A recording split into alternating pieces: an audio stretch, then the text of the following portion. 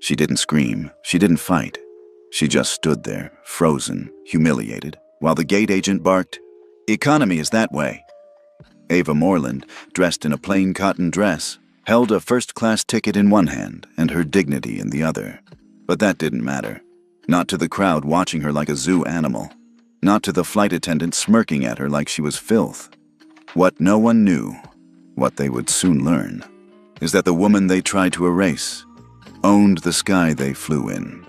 And one phone call would bring it all crashing down. Ava Moreland walked toward Gate 14 with a quiet, practiced grace. The terminal bustled with early morning tension.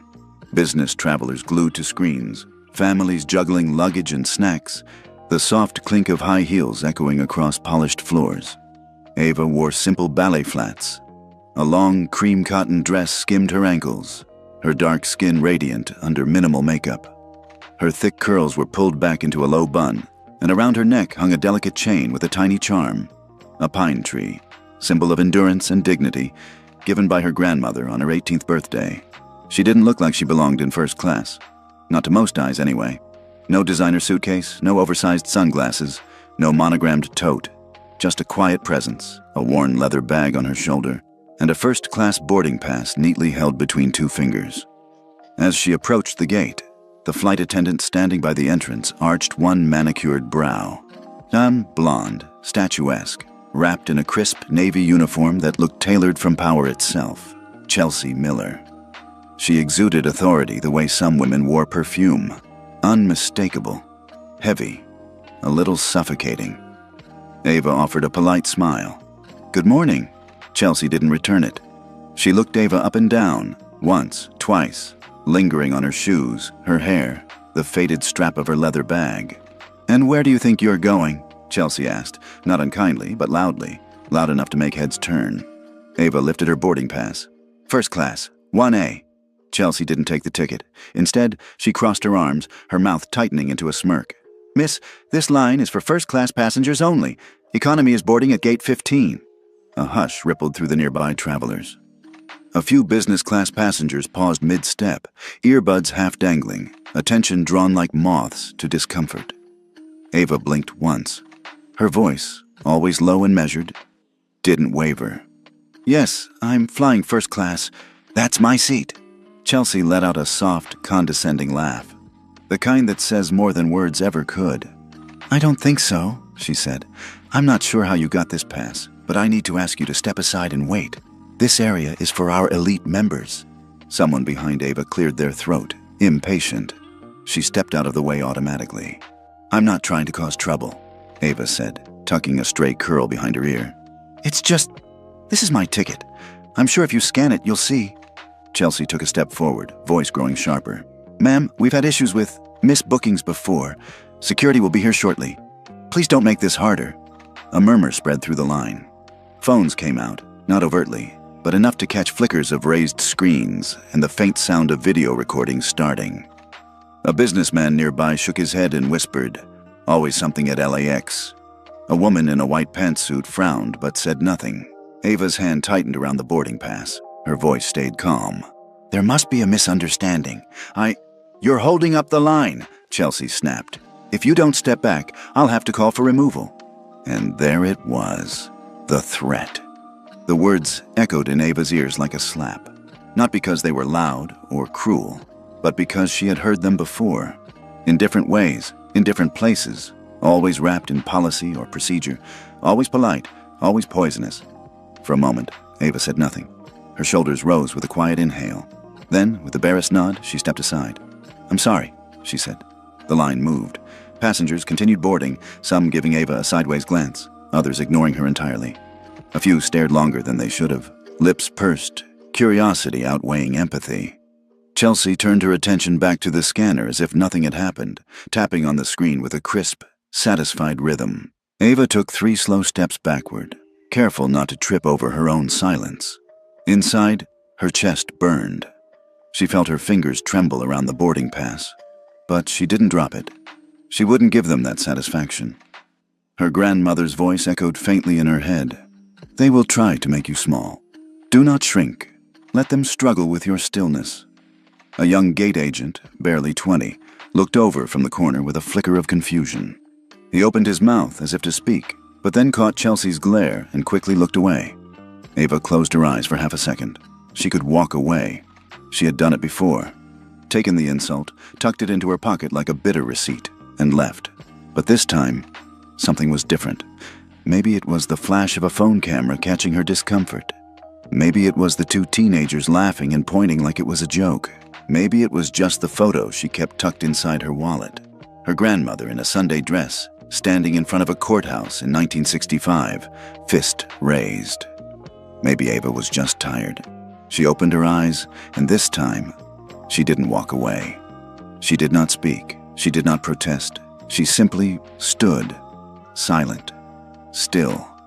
The woman no one wanted to see, but no one could look away from. Chelsea returned from the jet bridge, her heels clacking confidently against the tile. A security guard followed closely behind her, clipboard in hand. Ava hadn't moved. She stood quietly at the edge of the gate, first-class ticket still in her hand, shoulders straight. "She's the one," Chelsea said, nodding toward Ava. "Claims she's in 1A. The guard blinked, hesitated. "You scanned her pass yet?" Chelsea waved him off. "Didn't need to. Look at her." It wasn't said out loud, but it didn't have to be. The implication sat heavy in the air. Ava stepped forward, calmly offering her boarding pass. The guard took it. His eyes flicked between the printed seat, 1A, and her face. Then he looked back at Chelsea. "This is legit," he said. "She's in first class." Chelsea's eyes narrowed. "Let me check her bag." The guard frowned. "There's no cause for—" "She's acting suspicious," Chelsea cut in. "Could be fraud. You want me to explain this to TSA if she's hiding something?" Before the guard could object, Chelsea reached out and snatched the leather bag from Ava's shoulder. "Excuse me," Ava said sharply, but it was too late. Chelsea unzipped the bag with a flourish, rummaging like she was looking for contraband. She pulled out a wallet, a worn paperback, a pen, a silk scarf, and then a small leather case. It fell open in her hand, and a photograph fluttered to the floor. It landed face up. Ava's breath caught. It was a black and white photo. A young black woman, dignified, radiant, stood on the steps of a courthouse, holding a protest sign with "Vote" painted in thick brushstrokes. A little girl stood beside her, clutching her hand. The woman smiled softly. The girl beamed. It was Ava and her grandmother. Chelsea bent to pick it up, then paused. Her heel hovered over the photo for just a moment too long. Not touching, but close enough to make Ava's blood freeze. Ava dropped to one knee and scooped it up herself. There was a brief silence, then a laugh, from somewhere behind her. Ava turned. A teenager in a varsity jacket was holding up his phone, recording, smirking. "Yo," he whispered to his friend. "This is gold. They're treating her like she's a threat or something. Can't wait to post this." The friend giggled. Hashtag first class faker. Chelsea didn't notice. She had turned away, muttering about procedure. The guard shifted uncomfortably. "Ma'am," he said to Ava, quieter now. "I think you're good to go. I'm sorry about—" Ava didn't answer. She was too busy tucking the photo gently back into the case, her hands trembling now, not with fear, but with shame. Not because she had done anything wrong, but because, once again, she had been forced to prove she didn't belong in someone else's story. The silence was louder now. People were watching. No one said anything, but they watched. Some curious, some judgmental, some pretending not to see at all. A woman in a power suit adjusted her sunglasses and looked away.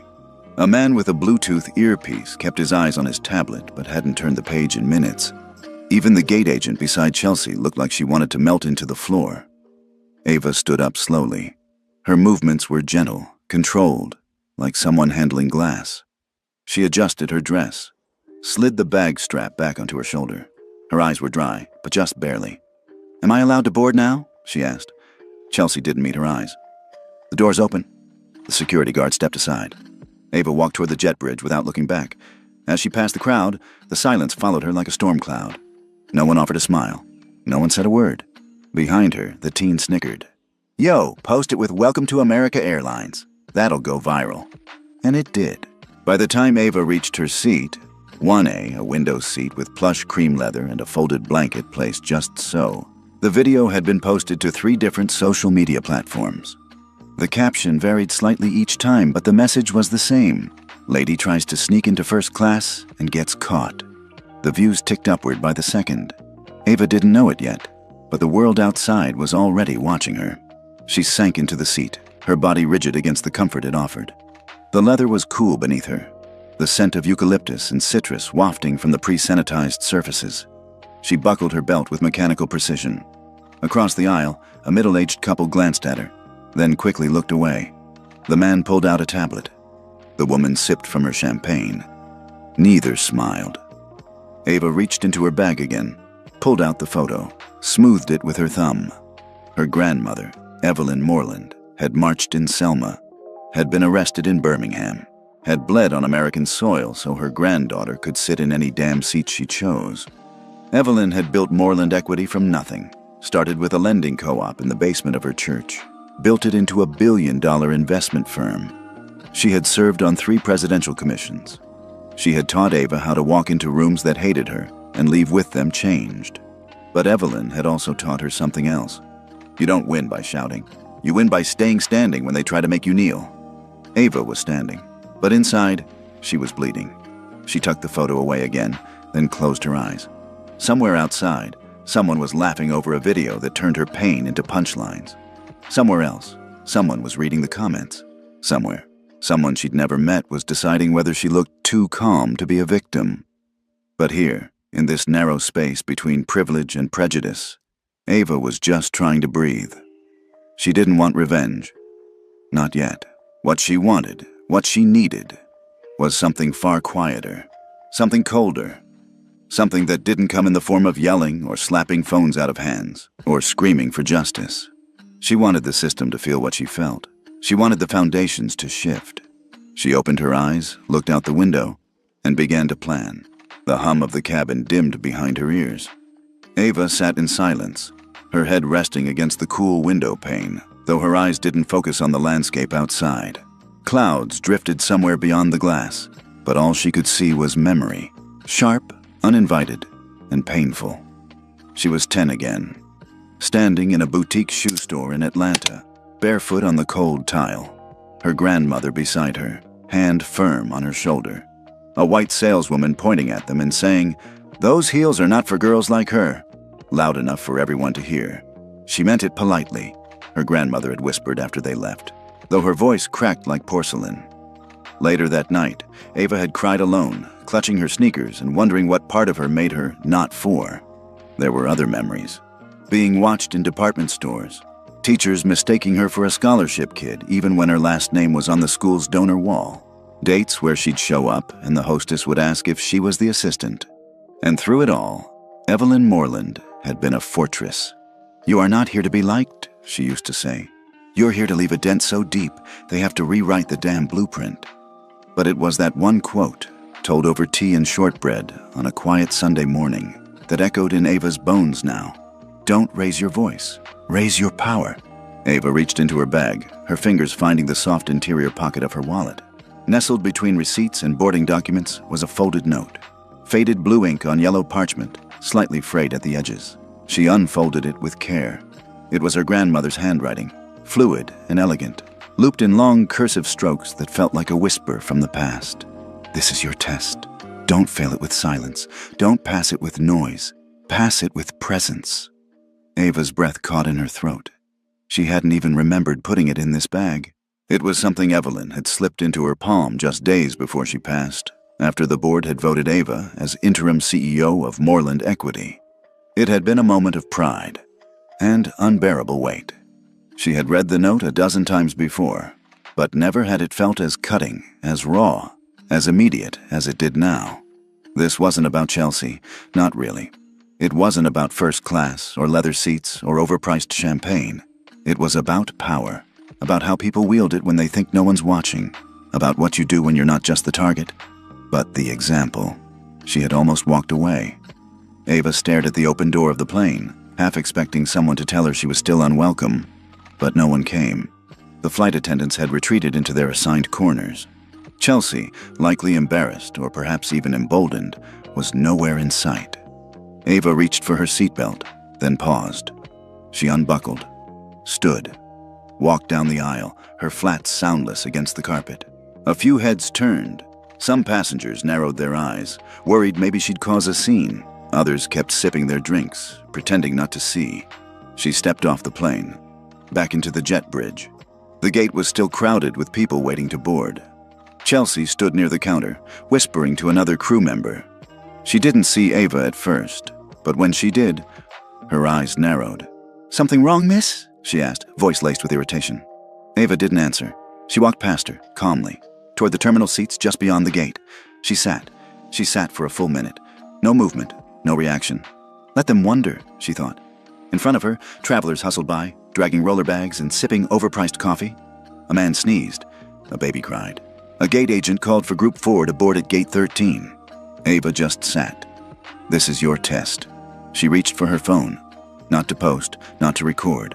She opened her contacts and scrolled to the very bottom, past her team, her investors, her board members, to a single name, Turner Ops Response.